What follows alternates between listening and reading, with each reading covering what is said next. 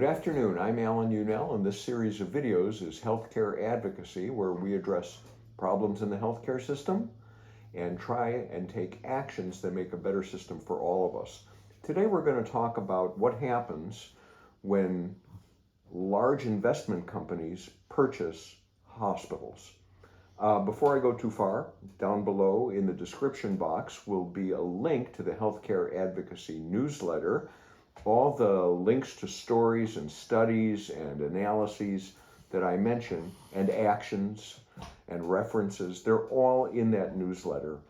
Feel free to click there. You can subscribe for free and get these kind of messages delivered every day to your inbox. Okay, so let's talk. Mission Hospital, Asheville, North Carolina.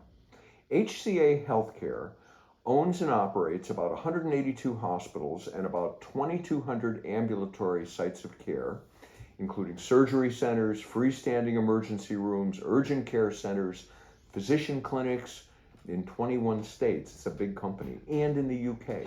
Last year, they took in about $51 billion, and after they paid all their expenses, they took home $3.75 billion in profit.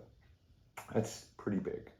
You may remember the unapologetic ex-governor of Florida and current senator, Rick Scott, was CEO of HCA when it was found to have engaged in criminal Medicare and Medicaid fraud and had to pay civil and criminal penalties of $2.3 billion to the US government.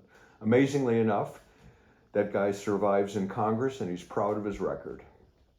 HCA owns Mission Hospital. They bought it in 2019.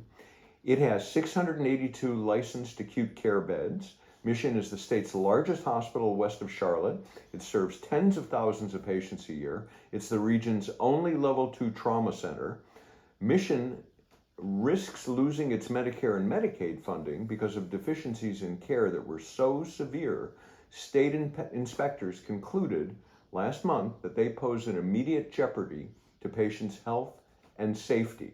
Doesn't matter rich or poor, if you're in that area, that's the hospital you go to, and they're going to put your life at risk. Let's go on.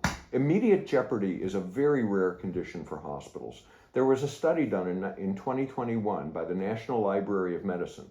They looked at 30,808 hospital deficiencies in a 10-year period from 2007 to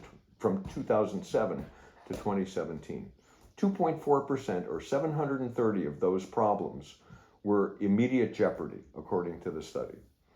Failure to correct the deficiencies could threaten the financial viability of the hospital system.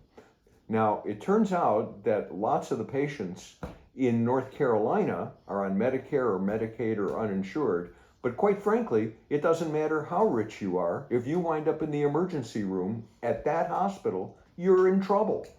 The state's investigation found 9 incidents over 19 months that highlighted the deficiencies in care, and states that the hospital nursing staff failed to provide a safe environment for patients presenting to the emergency department by failing to accept patients on arrival.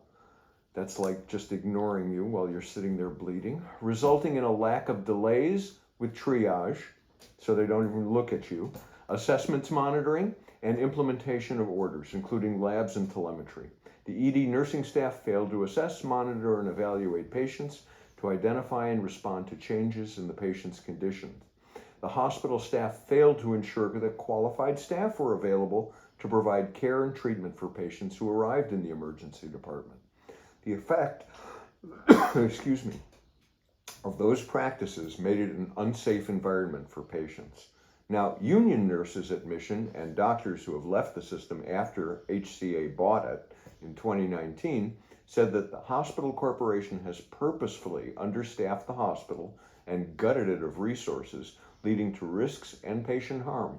Some nurses on long shift were responsible for as many as 40 patients walking 12 miles a day at work. Doctors also complained about shortages of sterile supplies for surgery. A host of doctors worked at Mission because it had been a non-profit hospital, and their student debts would be repaid in exchange for 10 years of service.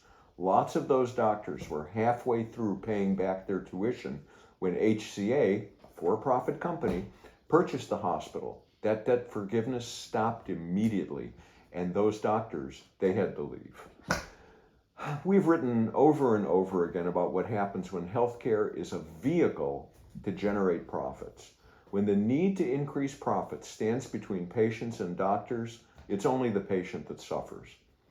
Now, if a hospital knew that their infrastructure costs, including salaries, were covered, then they wouldn't have to cut corners to make profits.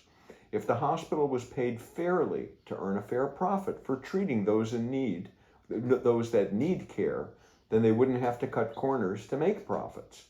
If everybody had insurance to be able to go to the hospital when they needed to, then the hospital wouldn't have a large number of unpaid bills either. Good news. Universal healthcare, like HR 3421, does all of that. Let's let our representatives know.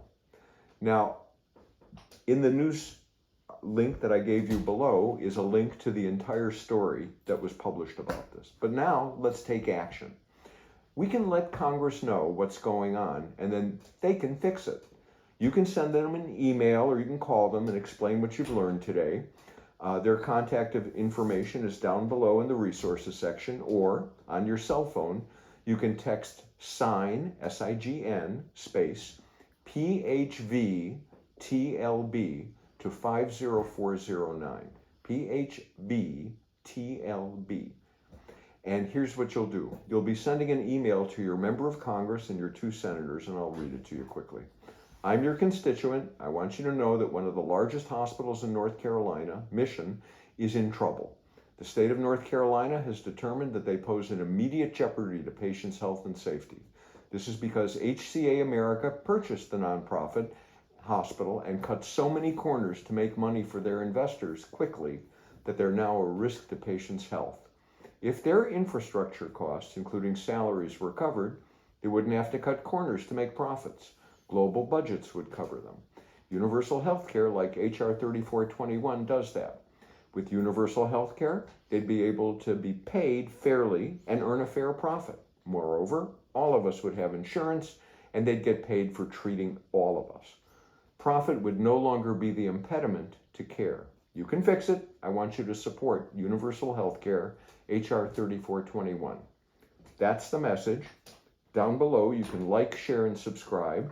If there's a subject you would like to see researched or have me write or talk about, let me know. You can put it in the comment box, or you can shoot me an email at healthcareadvocacy1, all one word, @gmail.com. Thank you.